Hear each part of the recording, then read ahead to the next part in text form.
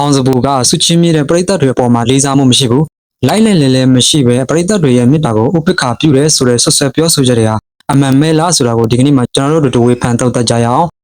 တကူကကျွန်တော်ကြောင့်ဒုက္ခဖြစ်စေရမယ့်အရာမျိုးစိတ်နှုတ်ရှက်ဖြစ်စေရမယ့်အရာမျိုးတွေဆိုရင်ကျွန်တော်တိတ်တော့လက်မခံချင်ဘူးကျေးဇူးတော်များကြီးတင်ပါတယ်။ပါတယ်။ဘာလို့ကျွန်တော်တို့အလုပ်တွေလုပ်ရတယ်ဆိုတာကျွန်တော်တို့ကျွေးတွေအချိန်တွေ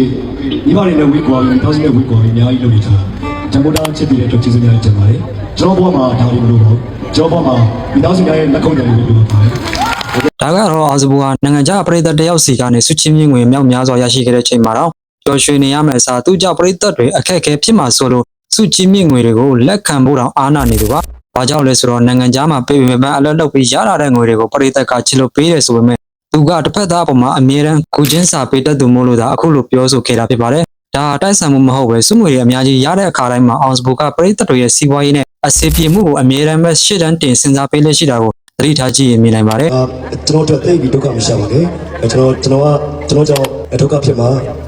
တိတ်ပြီးဆိုရပါတယ်။ရေတန်းကြမှာနေကြရတာတိတ်လည်းလွယ်ကူတာမဟုတ်ပါဘူး။ဘာလို့အခုဘဝကိုရက်တည်ပြီးတော့နေကြရတာဖြစ်ပါတယ်။ပြီးတော့မိဘ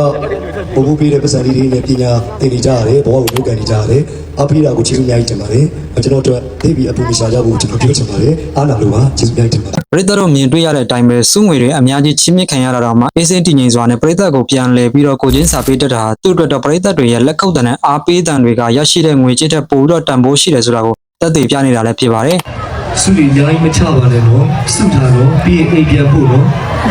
ဒါကတော့မကြသေးခင်ကမှသိန်းထောင်ကြီးအကောင်ခံပြီးတော့ဖျားတေဖို့ထိုင်းနိုင်ငံမှာကားပြပြပေးခဲ့တာပါပြောချင်တာကတော့သူကခက်ခဲနေတဲ့ချိန်မှာတော့ပရိသတ်တွေအတွက်တွေးပေးနေတယ်ဆိုတာပါပဲနောက်ထပ်လူသိများတဲ့ဒီဗီဒီယိုကဖြစ်ရတဲ့ခုကတော့ပရိသတ်တယောက်ကစုငွေကိုလက်နဲ့မပေးပဲခြေထောက်နဲ့ကံပြီးဇက်ဖွဲ့တစ်ဖွဲ့လုံးကိုစော်ကားသွားတဲ့ဖြစ်ပါအဲ့လိုလောက်လိုက်တာဟာသူ့ရဲ့အမှုပညာကိုဒီလိုမျိုးစုချင်းငွေနဲ့ပရိသတ်တယောက်ကစော်ကားခဲ့တာကြောင့်အဲ့ဒီကလေးကအောင်စိုးကစုချင်းငွေနဲ့ပတ်သက်ပြီးစိတ်တရားအနေငယ်တော့ရခဲ့တာသိကြပါတယ်တကယ်တော့အဲ့ဒီလူကပရိသတ်အစ်မဟုတ်ပဲပြဿနာဖြစ်အောင်ဖန်တီးခဲ့တာဖြစ်လို့အောင်စိုးအနေနဲ့စိတ်ပိုင်းဆိုင်ရာထိခိုက်မှုတွေအများကြီးရှိခဲ့တယ်လို့အဲ့ဒီဗီဒီယိုဖိုင်ကြောင့်လည်းလုံးဆက်ဆိုပြီးဆွဆွဲခံရတဲ့ပြဿနာမျိုးစုံကိုလည်းရေးဆိုင်ခဲ့ရပါတယ်ဒါကြောင့်အခုနောက်ပိုင်းမှာအောင်စိုးကပရိသတ်အချင်းချင်းပွဲမဖြစ်ရအောင်နဲ့မလိုအပ်တဲ့ပြဿနာရှောင်ရှားနိုင်အောင်တက်နေသမျှဂီယူဆိုင်နေတာပဲဖြစ်ပါတယ်တကယ်တော့အောင်စိုးကပရိသတ်တွေအတွက်အလွန်ကိုတွေးခေါ်ပြီးကိုချင်းစာတက်သူလေးဖြစ်တယ်ဆိုတာတည်တည်ကြသတိထားကြည့်ရသိနိုင်ပါတယ်ဒါကြောင့်အောင်စပူကိုအားပေးတဲ့ပရိသတ်တွေကိုမေတ္တာရက်ခံချင်တာကတော့စုချင်းမြင့်စရာရှိတာတုတ်ဆုံးမနေဘဲနဲ့ချင်းမြင့်ပါစုချင်းမြင့်ရမှာလည်းငွေအထုတ်လိုက်ပေးတာမှမဟုတ်ပါဘူးကိုယ်စီမှာရှိတဲ့ဖျဲသီးဖြစ်ဖြစ်နေထွက်သီးနှံလေးတွေကအစားထူးဆန်းတဲ့တမုံနေတဲ့လက်ဆောင်တွေပေးတာကလည်းအောင်စပူအတွက်ကြီးမားတဲ့ဆုလက်ပါပဲနောက်ဆုံးအနေနဲ့အရေးကြီးတာတစ်ခုကတော့နောက်ကပရိသတ်တွေရှေ့ကိုတက်လာပြီးစုချင်းမြင့်တဲ့အခါမျိုးမှာ